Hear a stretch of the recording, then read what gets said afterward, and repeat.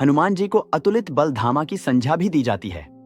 महाभारत के युद्ध में एक ऐसी घटना हुई थी जिसके कारण हनुमान जी को कर्ण पर बहुत ही गुस्सा आ गया था। हनुमान जी इतने गुस्से में थे कि कर्ण को मारने के लिए दौड़ पड़े थे।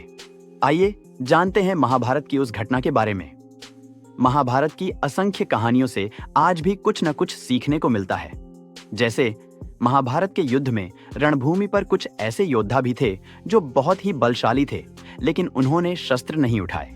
श्री कृष्ण के अलावा हनुमान जी का नाम भी कुरुक्षेत्र की रणभूमि पर मौजूद उन बलशाली योद्धाओं में शामिल किया जाता है जो अगर रणभूमि पर शस्त्र उठा लेते तो एक साथ अनगिनत योद्धाओं को मार देते, लेकिन फिर भी उन्होंने युद्ध नीतियों पर चलते हुए अपनी शक्तियों का प्रदर्शन नहीं किया। हनुमान जी से यह सीखा जा सकता है कि बलशाली होकर भी कैसे विनम्र और अनुशासन में रहा जा सकता है। हनुमान जी से महाभारत की एक कहानी भी जुड़ी है। इस कहानी के अनुसार कुरुक्षेत्र की रणभूमि पर एक ऐसा समय भी आया था जब हनुमान जी को इतना गुस्सा आ गया था कि वे कर्ण को मारने के लिए उसकी तरफ दौड़ पड़े थे। आइए जानते हैं महाभारत की वो कहानी। महाभारत की कहानी के अनुसार कुरुक्षेत्र के युद्ध में श्री कृष्ण अर्जुन के सारथी बने थे। वहीं हनुमान जी अर्जुन के रथ पर लगे झंडे पर अपने सूक्ष्म रूप में विराजमान थे। हमेशा अपने आराध्य और परम मित्र राम जी के साथ रहने वाले हनुमान जी द्वापर युग में भी श्री राम के अवतार श्री कृष्ण के साथ थे। हनुमान जी रथ पर लगी पताका के ऊपर बैठकर पूरे युद्ध को देख रहे थे। महाभारत का युद्ध अपने निर्णायक मोड़ की तरफ बढ़ रहा था। कुरुक्षेत्र की रणभूमि पर कई योद्धा वीरगति को प्राप्त हो चुके थे। कर्ण को अर्जुन की तरह ही एक महान योद्धा माना जाता था। दोनों ही अपने शक्तिशाली अस्त्रों के साथ एक दूसरे पर वार कर रहे थे। अर्जुन के पास गांडीव नाम का धनुष था तो कर्ण के पास विजय नाम का धनुष था। कर्ण और अर्जुन दोनों भाई थे। दोनों की मां एक ही थी, लेकिन फिर भी दोनों अलग अलग पक्षों से लड़ रहे थे। कर्ण ने दुर्योधन से मित्रता के कारण कर्ण को चुना था। अर्जुन और कर्ण एक दूसरे पर बाणों की वर्षा कर रहे थे। अर्जुन जब कर्ण की तरफ तीरों से प्रहार करता था तो उनका रथ 25 से 30 कदमों की दूरी पर पीछे खिसक जाता था। वहीं कर्ण के बाणों के प्रहार से अर्जुन का रथ 2 से 3 कदम पीछे ही खिसकता था।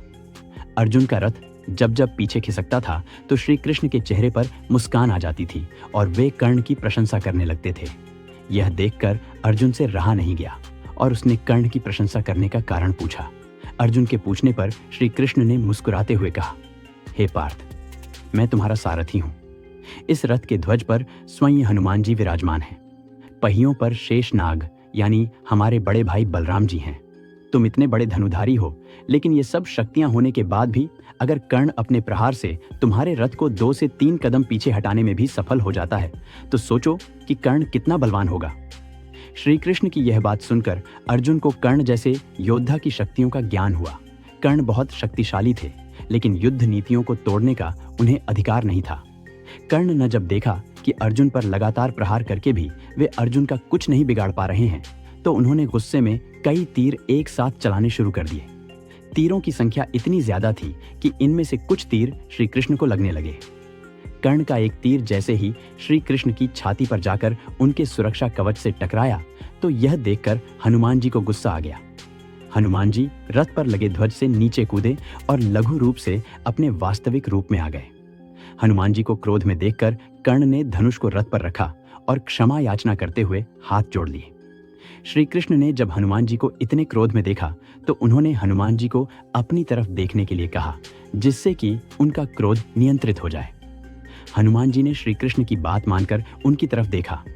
अपने आराध्य को देखकर हनुमान जी का गुस्सा शांत हुआ, वरना हनुमान जी अपनी दृष्टि से ही कर्ण को भस्म कर देते।